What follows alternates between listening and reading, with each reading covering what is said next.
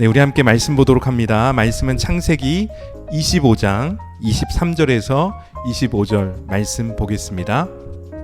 여호와께서 그에게 이르시되 두 민족이 내 태중에 있구나. 두 민족이 내 복중에서부터 나누이리라. 이 족속이 저 족속보다 강하겠고 큰 자가 어린 자를 섬기리라 하셨더라. 그 해산 기한이 찬즉 태에 쌍둥이가 있었는데 먼저 나온 자는 붉고 전신이 털옷 같아서 이름을 에서라 하였고 후에 나온 아우는 손으로 에서의 발꿈치를 잡았으므로 그 이름을 야곱이라 하였으며 리브가가 그들을 낳을 때에 이삭이 60세였더라. 아멘. 우리가 선물을 받는다는 것은 추억이 있습니다. 저 같은 경우에는 그 선물 받은 물건을 정말 잘 귀하게 간직을 하려고 노력을 합니다. 또한 그 당시 나에게 온 그 선물을 볼 때마다 그 선물 안에 담겨져 있는 사연을 간직하려고 노력을 합니다. 우리가 구원받았다는 것은 하나님의 은혜의 선물입니다. 아주 귀한 것입니다. 지금 우리는 그 구원의 선물을 어떻게 관리를 하고 있습니까? 오늘부터 우리가 창세기를 살펴봄에 있어서 창세기 25장 후반부를 살펴보게 될 터인데 그 25장에 나와 있는 이야기들은 야곱에 관련된 이야기입니다. 지금 우리가 창세기의 흐름이 어떻게 되냐면 아브라함, 이삭, 야곱에게로 지금 흐름이 옮겨가고 있습니다. 우리가 중간에 이삭을 살펴보았는데 이삭은 아브라함과 야곱을 연결시켜주는 중간다리 역할을 하고 있습니다.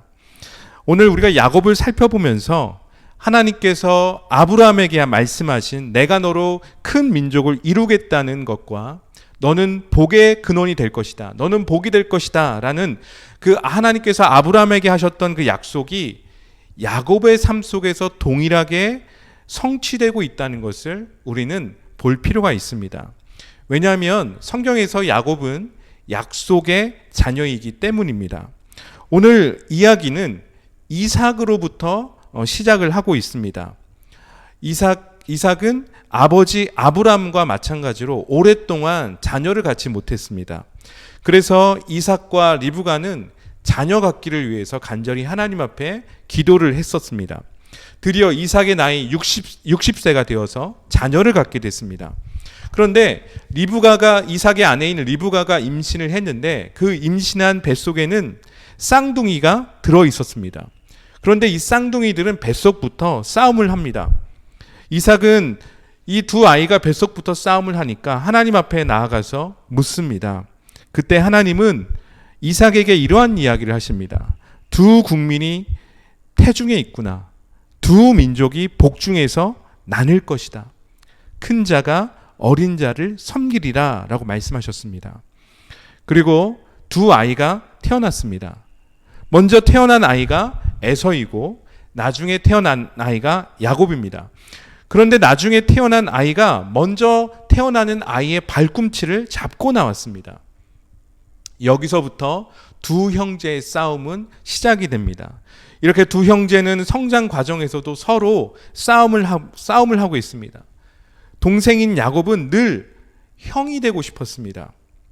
이들이 성장을 하고 어느 날 야곱은 들판을 열심히 뛰어다니다가 배가 고픈 형에게 붉은 팥죽을 팔아서 장자권을 삽니다.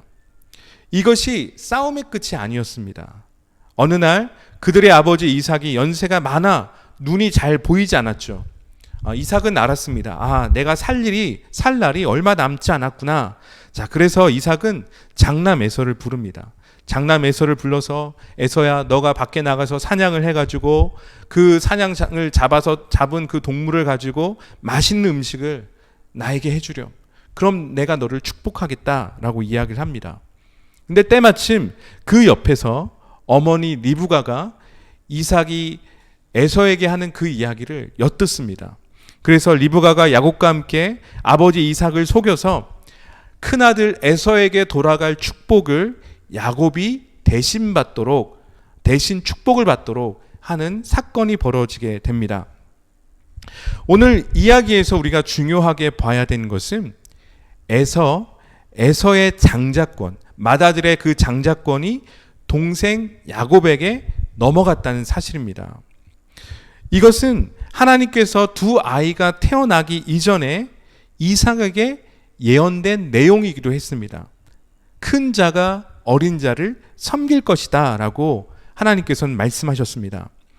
오늘 이 내용을 가지고 신약 성경에서 사도 바울은 로마서 9장 12절에서 13절에 이렇게 해석을 하고 있습니다. 함께 읽겠습니다.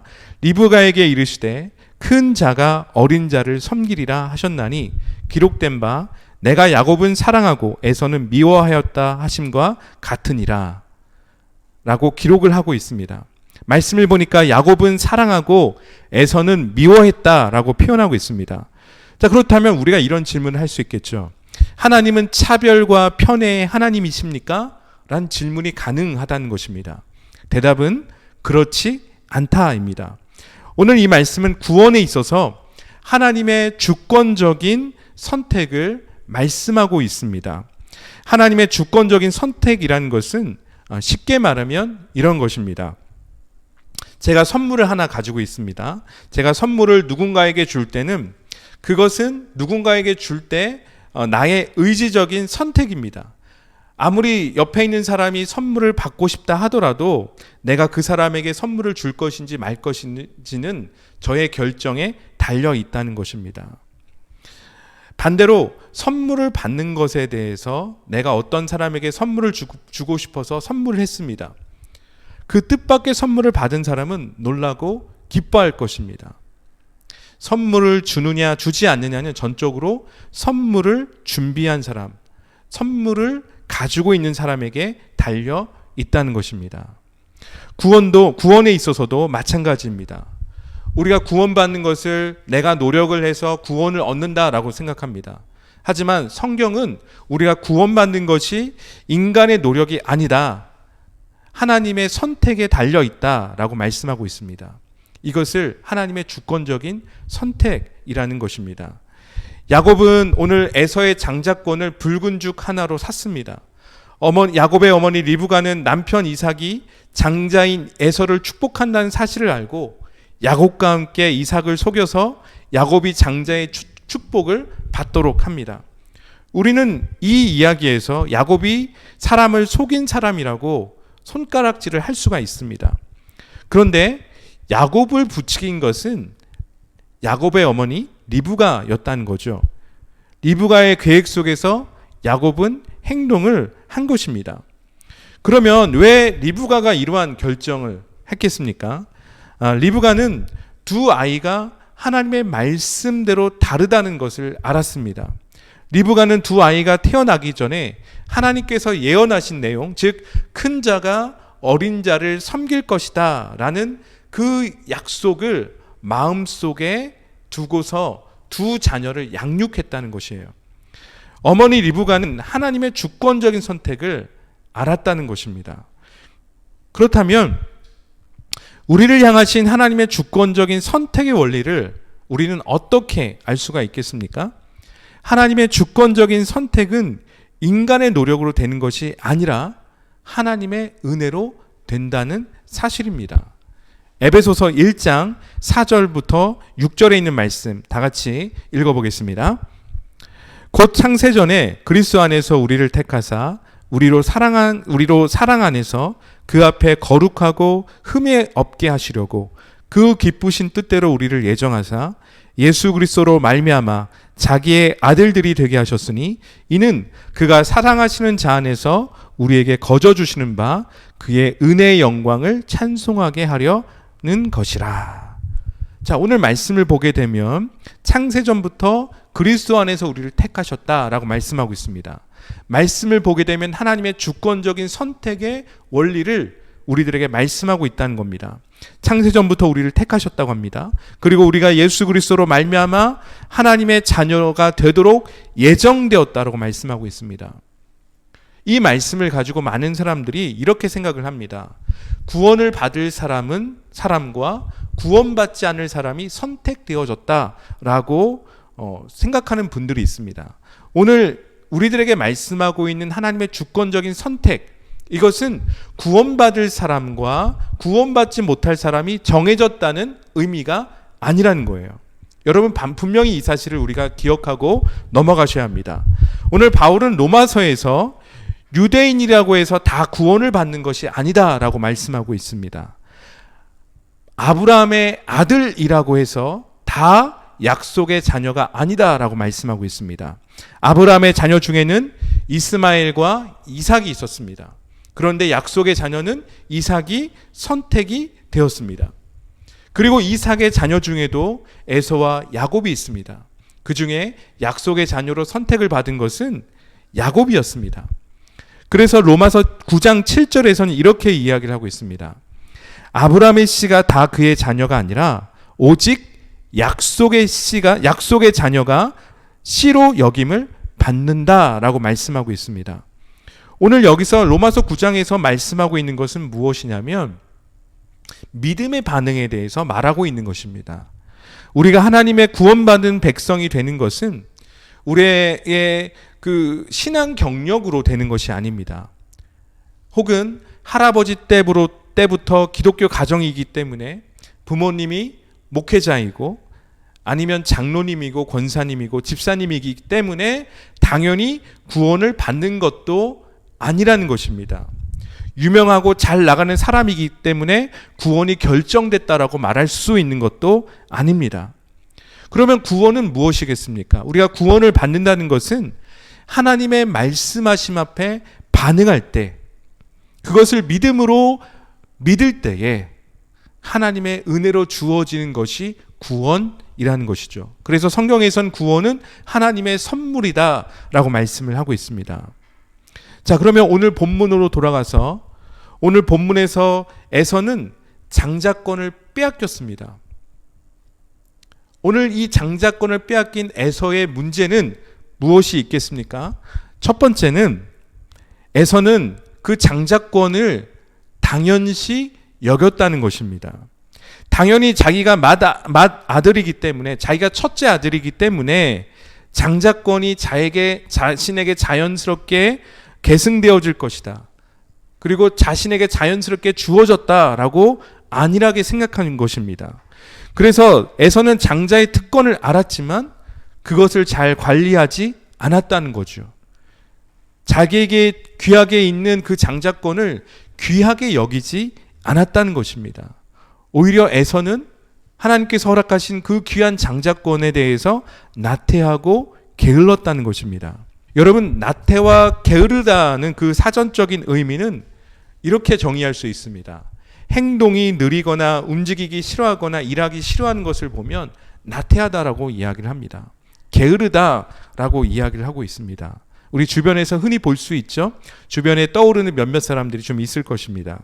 그 나태와 게으름을 우리가 사전적으로 살펴보았는데, 우리가 영적 훈련의 관점에서 이 나태와 게으름을 살펴보면 조금 더 다른 개념을 가지고 있습니다. 영적 훈련 관점에서 게으름이라는 것은 희생이나 고통을 피하여서 쾌락을 사랑하는 것에서 나오는 것으로 이야기를 하고 있습니다. 영적 훈련의 관점에서 게으름이라는 것은 쾌락을 추구하는 것이 원인이라는 것입니다. 그러면 쾌락이라는 것은 무엇입니까? 쾌락이라는 것은 우리의 활동을 약화시키거나 마비시켜서 조금이라도 희생을 적게 하려는 성향에 대해서 말을 하고 있습니다. 그래서 게으름은 의지가 나약한 것입니다. 잠언에서 게으른 자는 지혜 없는 자라고 말씀하고 있습니다. 잠언에서 말하고 있는 이 지혜 없는 자란 뜻은 게으른 자는 생각이 없는 자다, 지각이 없는 자란 뜻을 가지고 있습니다. 에서가 게으르다는 말은 생각이 없이 행동했다는 의미를 말해주고 있습니다. 에서는 단지 그가 배고파서 소중한 장자권을 음식 하나에 아무런 생각 없이 넘겨버렸습니다. 이것이 영적으로 나태하고 게으른 에서의 문제였다는 것입니다. 자, 그래서 게으른 사람에게 나타나는 몇 가지 현상이 있습니다. 첫 번째는 자기 일에 무관심하고 안일하면서 우둔합니다. 두 번째는 주어진 일을 미루거나 빈둥거립니다. 마치 우리가 배짱이 생각해 볼 수 있죠. 혹시 여러분들 중에 배짱이 스타일이 있으신 분들이 있으십니까?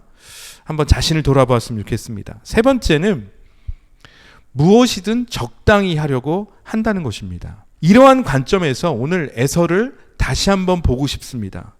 오늘 에서는 어떠한 사람이었냐면 성경에선 이렇게 기록하고 있습니다. 자기 마음대로 사는 사람이자 충동적이고 자제력이 약한 사람이었다라고 말을 하고 있습니다. 배가 고파서 음식 한 그릇에 장자권을 팔았습니다.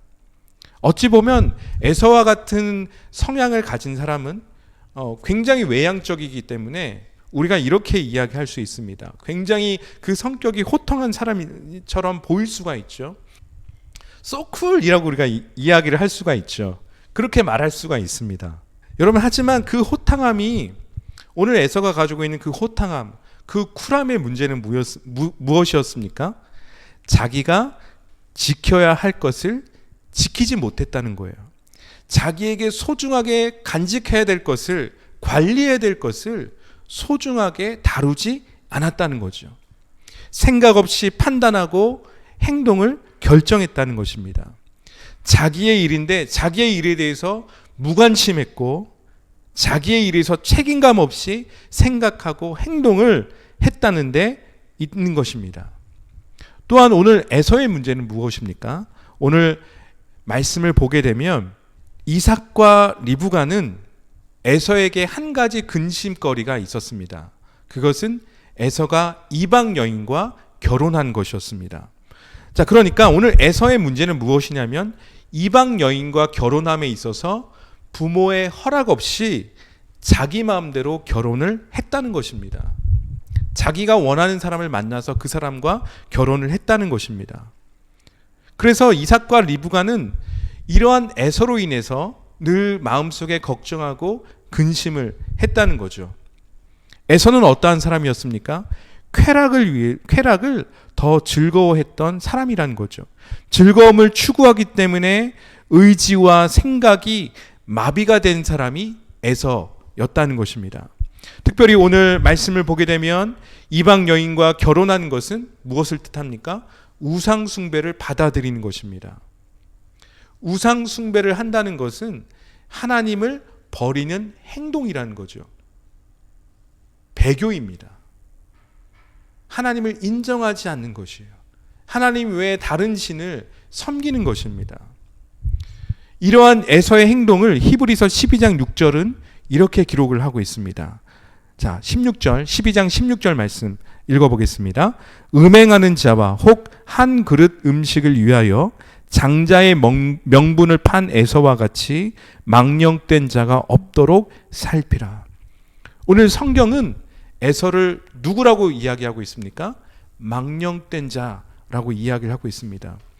자기에게 주어진 축복을 스스로 잃어버린 사람이다 라고 성경은 기록을 하고 있다는 것입니다. 에서가 가진 장자권을 귀하게 여기지 않았다는 것입니다. 여러분, 그러면 그 장자권이라는 것은 무엇이겠습니까? 이스라엘 사회에서 첫 아들이 갖는 책임과 특권을 장자권이라고 얘기를 합니다. 맏아들은 아버지들을 이어서 가족을 거느릴 그 권위를 가지고 있습니다. 또한 재산 상속 시에 다른 형제들보다 2배의 재산을 더 받게 됩니다. 또한 가정의 제사장으로 직분을 수행함으로써 영적 축복의 상속자가 되는 것이 장자권이라는 거죠. 자, 그런데 오늘 에서는 어떻게 했습니까? 값싼 음식 한 그릇에서 장자권을 아무런 생각 없이 동생에게 팔아서 넘겼다는 것입니다. 값없이 넘겼다는 것이에요. 이것이 우리들에게 말해주고 있는 것은 세상에 썩어질 물건을 얻기 위해서 영적인 축복, 영적인 구원을 에서는 포기했다는 것입니다. 에서는 하나님의 은혜를 값싸게 여긴 사람이었다는 거예요. 하나님의 값비싼 은혜를 값싼 은혜로 바꾼 사람이 에서였다는 것입니다. 그러면 오늘 또 에서의 또 다른 문제는 무엇이겠습니까?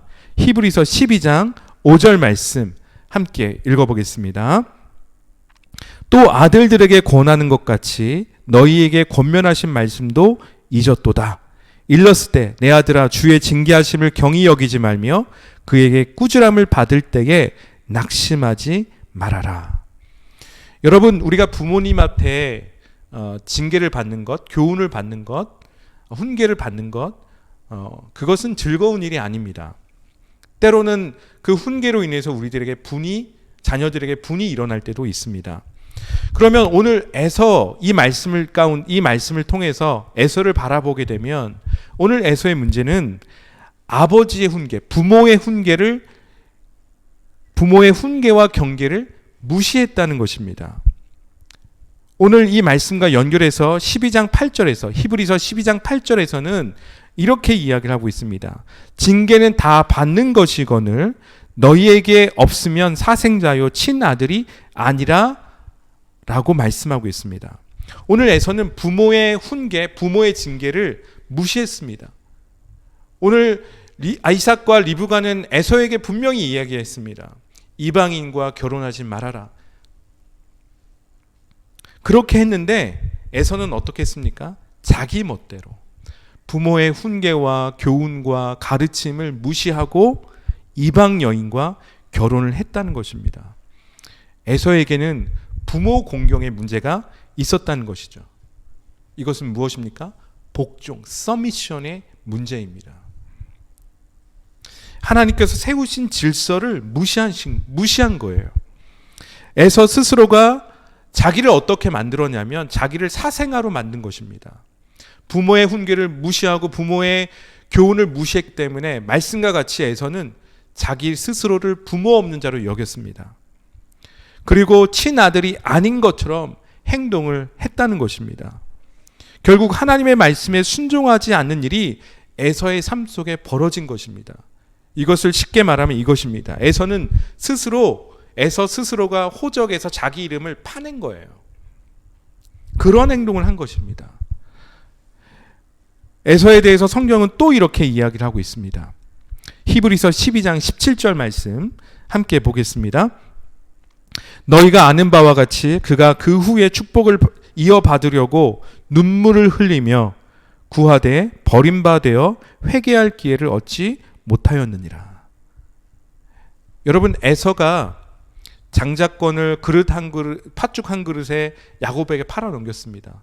그리고 후에 아버지께 받을 축복도 야곱이 가로챘습니다. 그리고 나서 에서는 그 장자권을 잃어버린 후에 눈물로써 아버지 이삭을 찾아가서 자신을 축복해달라고 애원합니다. 저를 축복해 주십시오, 아버지. 저에게 남은 축복이 없습니까? 저를 축복해 주십시오라고 애원을 합니다. 여러분, 이 모습을 성경은 어떻게 기록을 하고 있습니까? 히브리서 12장 17절 끝 구절 말씀을 보니까 이렇게 기록하고 있죠. 눈물을 흘리며 구하되 버림받아 회개할 기회를 얻지 못하였다. 성경은 에서가 눈물을 흘리면서 애원을 하더라도 회개할 기회를 얻지 못했다라고 이야기를 하고 있습니다. 이에 대해서 히브리서 10장 26절은 또한 이렇게 이야기를 하고 있습니다. 26절 말씀 먼저 개역개정으로 읽어보겠습니다.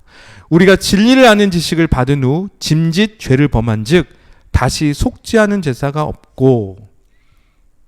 말씀이 잘 이해가 안 되죠? 세개정 그 세 번역으로 한 번 더 보겠습니다.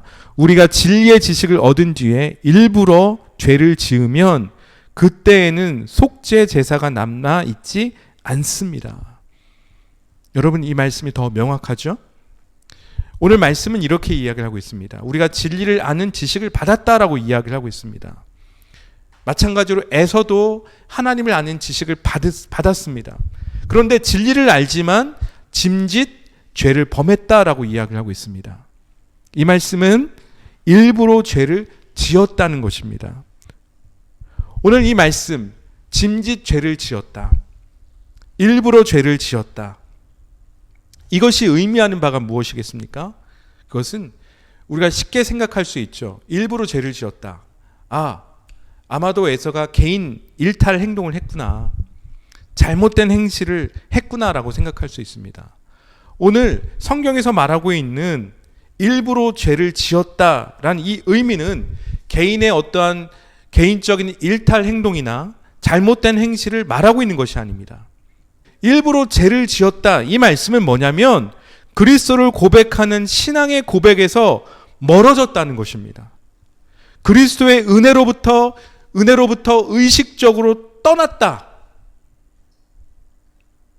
믿음으로부터 타락했다. 타락한 신앙에 대해서 이야기를 하고 있다는 것입니다. 이러한 타락은 구약 시대에는 우상 숭배였습니다. 하나님 외에 다른 신을 섬겼다는 것입니다. 여러분, 오늘 에서의 잘못된 점 우리가 살펴보았죠? 에서가 이방 여인과 결혼을 했습니다. 무엇입니까? 믿음에서 에서 스스로가 타락했다는 것입니다. 믿음의 길에서 에서 스스로가 벗어났다는 것입니다. 에서는 구원에 대해서 별로 관심이 없었다는 거예요. 자, 그러니까 에서의 삶 속의 타락은 당연하게 그의 삶 속의 게으름으로 연결이 된 거죠. 영적인 게으름, 하나님에 대한 열심이 없고 나태해지고 무관심으로 나타났다는 것입니다. 사랑하는 성도 여러분, 지금 우리는 우리의 구원에 대해서 재점검이 필요한 시기라고 생각을 합니다. 하나님의 은혜가 크면 클수록 그 은혜를 대하는 우리의 책임도 그만큼 무거워야 한다는 것이에요. 왜 여러분 요즘에 교회가 변질됐다라고 이야기하고 있습니까? 왜 신앙이 변질됐다라고 이야기를 하고 있습니까? 그것을 우리는 많은 것들을 외부에서 찾으려고 하고 있습니다.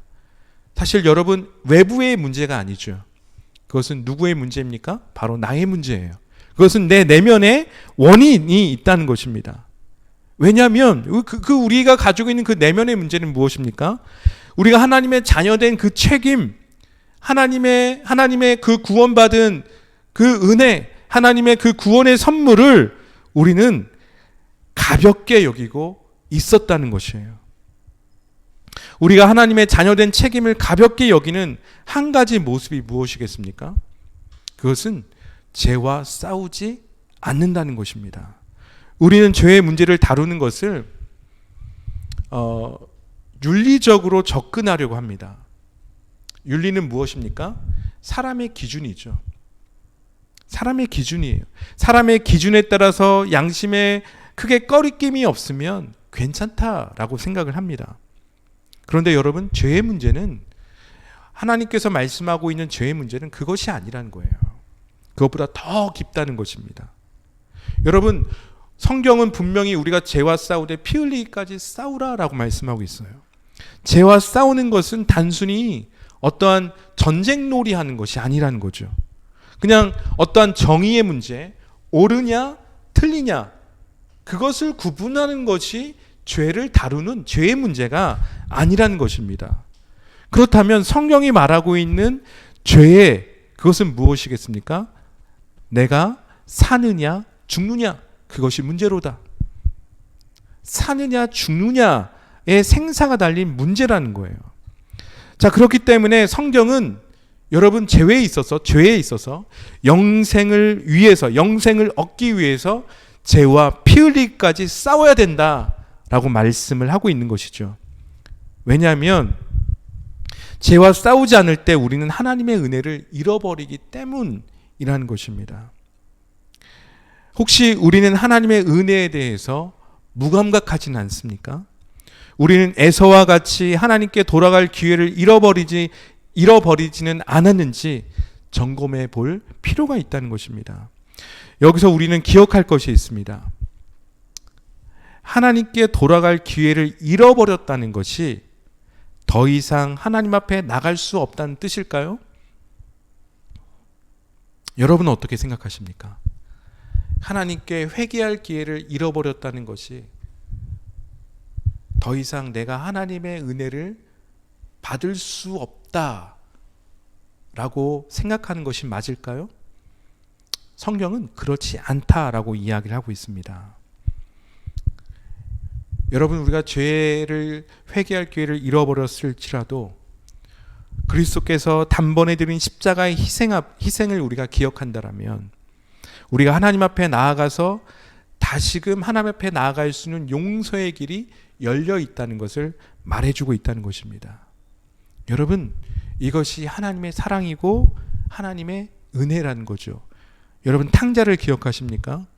탕자가 아버지를 떠났을지라도 탕자가 그 아버지의 품을 떠났을 때 그 탕자는 아버지의 자녀됨을 잃어버린 것입니까? 그렇지 않다는 거죠. 그 탕자가 아버지 앞에 돌아왔을 때 아버지는 그 탕자를 자녀로서 받아주었습니다. 그를 회복시켜 주었습니다. 여러분, 이것이 하나님의 사랑이고 은혜예요. 우리가 십자가 앞에 나갈 때마다 여러분, 우리는 예수 그리스도의 놀라운 구원의 은혜를 경험할 수 있다는 것입니다. 그러면 중요한 것은 무엇이겠습니까? 믿음으로 예수 그리스도의 십자가의 은혜를 고백하는 것이에요. 자, 그렇다면 우리에게 믿음을 살아내는데 삶의 태도가 점검되어질 필요가 있습니다. 자, 첫째로 우리에게 영적인 게으름과 나태함은 없는지 살펴보아야 한다는 것입니다. 우리를 영적으로 나태하게 만드는 것은 하나님의 약속에 대해서 의심을 갖게 한다는 것입니다. 늘 죄의 문제는 무엇입니까? 의심이었습니다. 하나님이 말씀하신 것을 의심케 하는 데 있었죠. 하와가 뱀의 유혹에 넘어간 것, 그것은 하나님의 말씀을 의심하는 데서 시작이 됐다는 것입니다. 여러분, 하나님의 약속은 전복할 수도 없고 논박할 수 없는 사실입니다. 왜냐하면 계속해서 우리가 성경을 살펴보지만 하나님이 말씀하셨다라면, 하나님께서 우리 가운데 약속하셨다라면, 우리 가운데 언약하셨다라면 하나님은 그것을 반드시 이루시는 분이십니다. 하나님은 아브라함에게 약속하신 것을 이루셨습니다. 그의 자손을 통해서 하나님께서는 모든 민족을 축복하겠다라고 말씀하셨습니다. 그래서 그로 하여금 복의 근원이 되겠다, 복이 되겠다라고 말씀하셨죠. 아브라함인 100세에 하나님께서는 그에게 아들 이삭을 허락해 주셨습니다. 그리고 그의 자녀를 통해서 축복되어지는 일들이 있었습니다. 이스마엘을 축복하셨고 이삭을 축복하셨습니다. 이삭도 마찬가지입니다. 그리고 야곱도 마찬가지입니다.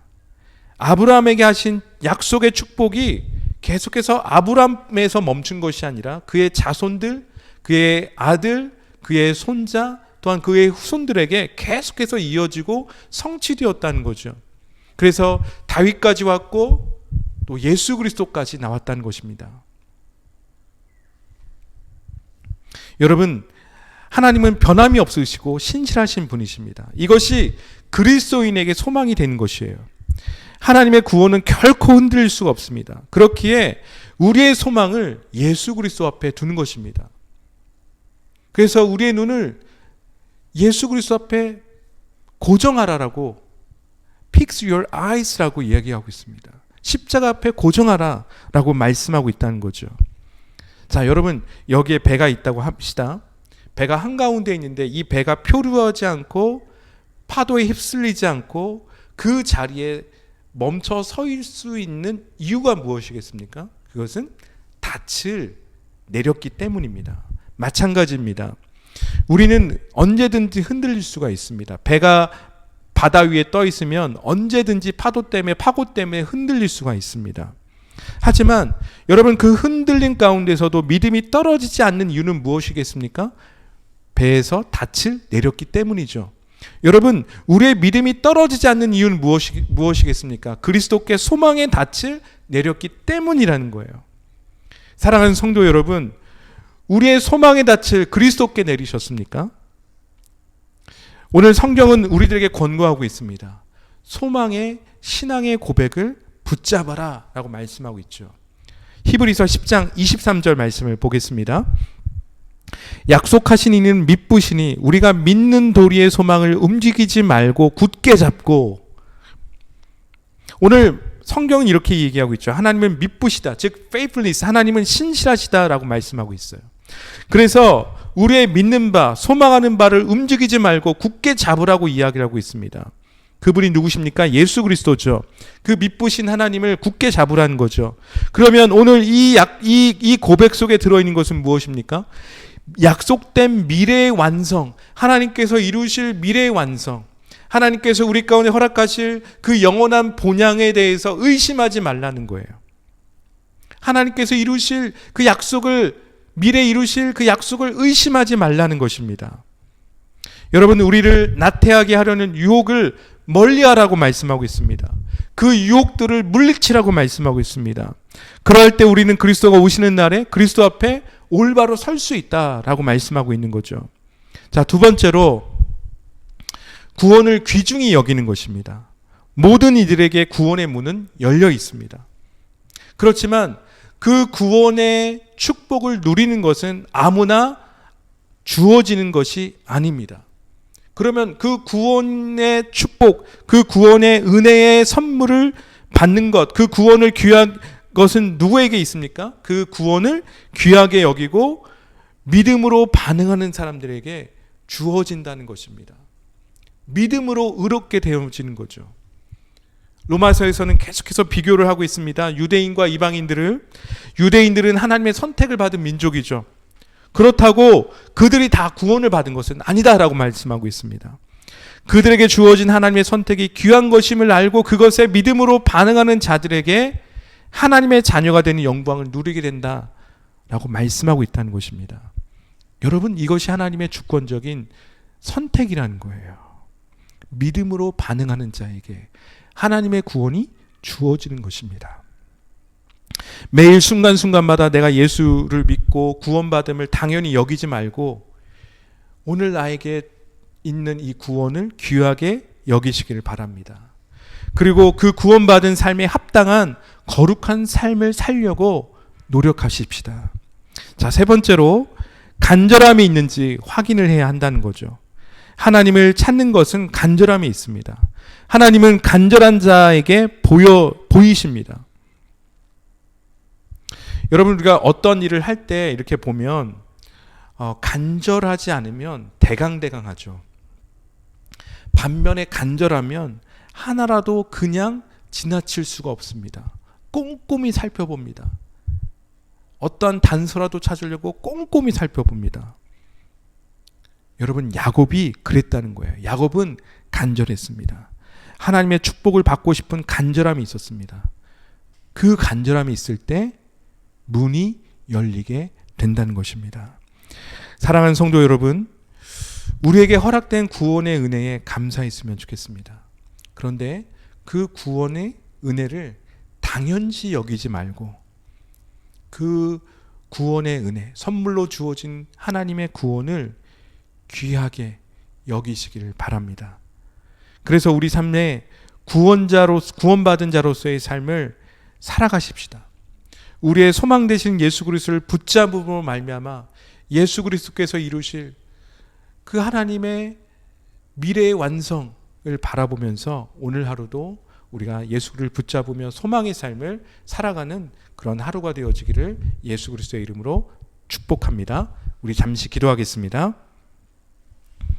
사랑과 은혜가 풍성하신 아버지 하나님, 감사합니다. 오늘 우리들에게 그 무엇과 비교할 수 없는 하나님의 구원을 선물로 주셔서 감사합니다. 하나님, 오늘 우리들에게 있는 영적인 나태함, 영적인 게으름은 있지 않은지 점검할 수 있도록 인도하여 주옵소서. 우리의 소망을 어디에 두고 있습니까?